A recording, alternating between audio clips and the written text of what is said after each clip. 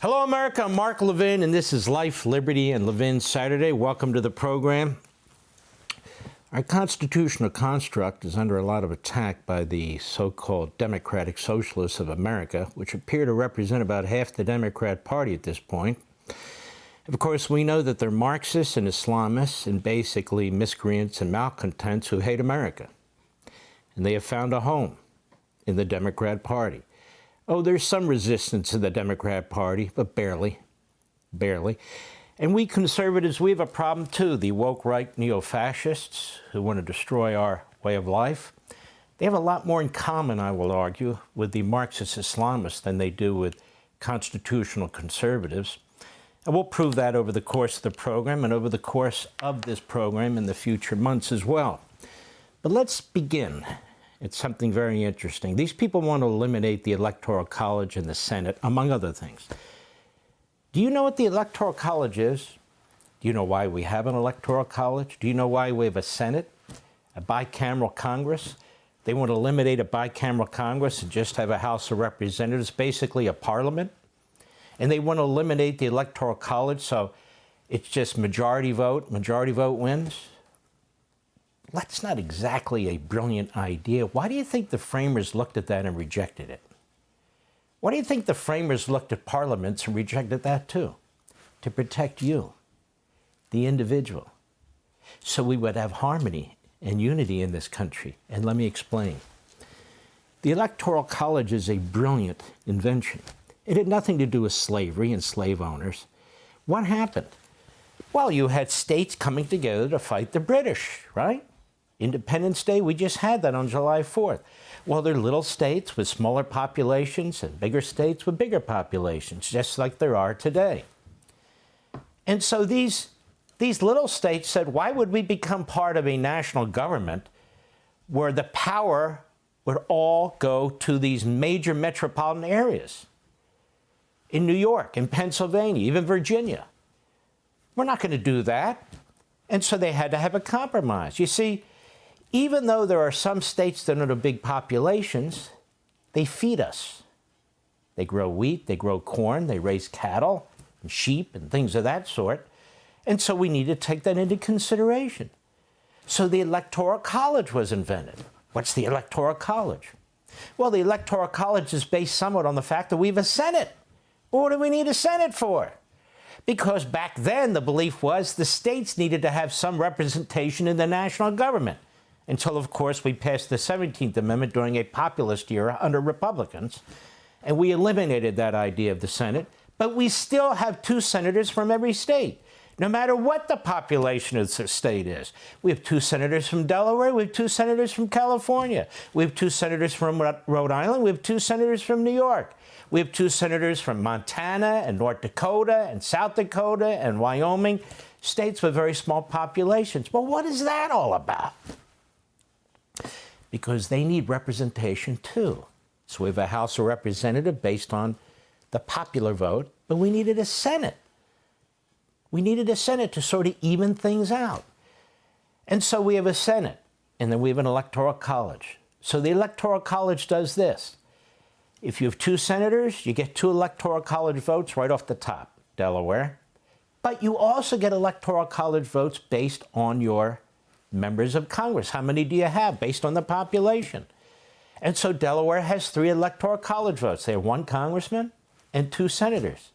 But California has a whole lot of Electoral College votes because they have a whole lot of representatives, because it's a big populated state, plus the 2 senators. This was genius. Now, what if we eliminate the Electoral College vote and it's just the popular vote? Well, about 12 states will call the shots. 12 of the most populated states, and within those states, the cities will call the shots. In other words, it's a Democrat Party dream to destroy our constitutional construct so rural voters and expert voters don't have a say. And states, certain states don't have a say. So we won't have battleground states. We won't have battleground anything. Candidates will basically campaign in 12 states. And the cities, the urban areas, the metropolitan areas will have the biggest say and the most power. So it won't really be a popular vote, even though everybody will go and vote, there'll be an enormous number of people who will be excluded from the process. An enormous number of states that will be excluded from the process. That's why the communists want to get rid of the Electoral College. That's why they want to get rid of the United States Senate, because the senators obviously are counted for purposes of the Electoral College. They also want to get rid of the United States Senate because it slows things down. That's a good thing. It's not a bad thing. The Senate is in charge of determining whether treaties are going to be treaties or not. The Senate is involved in the appointment process with a president of the United States. What the communists want is, in the first place, mob-ocracy. Rule by the mob, where the individual has no unalienable rights, certainly no property rights, certainly no wealth and income rights, where they can control the things that the Constitution has been put in place to protect, the individual rights, based on the Declaration of Independence. They reject the Declaration of Independence. Here I have a book that is probably the most widely read book in our colleges and universities, the Communist Manifesto. How many of you have read it? May I suggest you read it? All social arrangements that are in place must be destroyed. Faith must be destroyed because that's mysticism. The family structure must be destroyed because it gets into the way of the state. Anything and everything that exists must be destroyed. So we have a clean slate, and we can create this workers' paradise eventually, you see. This is the most effective ideology ever imposed on human beings since the existence of mankind. It takes the individual and destroys him. There's no such thing as an individual. We're talking about groups. We're talking about the bourgeoisie and the proletariat. We're talking about the oppressors and the oppressed. We're talking about this group, wealth is taken, redistributed to this group. And there's subgroups within the groups. They created Marx and Engels and so forth and so on. You really ought to read this, because this is really the Bible. The Bible for the democratic socialists of America. Don't they all sound like the recent dropouts from college? They really do. They sound very stupid, but they got the slogans down and the arguments down. We believe in equality. We believe in the popular vote. We believe in a 32-hour work week. Oh, good for you. Most of them don't work 32 hours a week anyway. Many of them are on the dole, but that's beside the point. Okay, so this is why we have a Senate. This is why we have an Electoral College. Then they talk about abolishing the Supreme Court.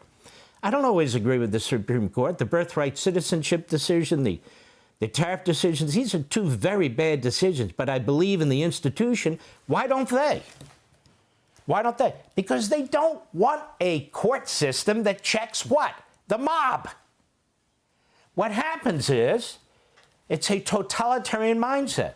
The mob gets together, and they decide who has what rights, who has what privileges, who's going to rule what, when, and how. The mob decides. If you keep your income, if you keep your house, if you keep your property, the mob decides on the distribution of food, on the distribution of electricity, on the distribution of everything. We need this workers' paradise. And in order to have the workers' paradise, not to get too confusing, you ought to look at Rousseau, you ought to look at Hegel, because basically Marx, to some extent, stole from their ideologies and then refined it, if you will, to what we call historic materialism or dialectical materialism. I don't need to get into the woods, but that's where we are. Everything's based on materialism, everything's based on economics, and eventually these things will struggle, and we'll get to the workers' paradise. There'll be a period of violence. Marx says it right here. Because in order to destroy what exists, they're going to resist. The lawyers are going to resist. The property owners are going to resist. The executives are going to resist. The corporate managers are going to resist. They must be eliminated by hook and by crook. These things belong to the collective. They don't belong to an individual. It's completely opposite of your Declaration of Independence and what the nation was based on. This whole thing, he also writes in the Communist Manifesto about, oh, you know, natural rights and eternal truths and God-given this and that. Forget it. Forget it. This is why people like me have been saying communism/Marxism is incompatible with Americanism. It's incompatible. Now let's get to the next ism, Islamism. Well, how can Islamism and Marxism/communism be united? Because Islamism believes in Allah. No other religion can exist. In fact, Muslims who don't accept Islamism, they don't get to live either. They don't exist either. Now, this little book I have here, do you think this little book I have here has been read by most of the people in our government who are involved in negotiating with this regime? I bet you not one of them has read it. Not one. And this tells you everything you need to know about the mentality we're dealing with. What is this mentality? You know, in the West, we have constraints. We have morals. We have belief systems. Like mutually assured destruction, MAD. You attack us with nukes, we'll attack you with nukes.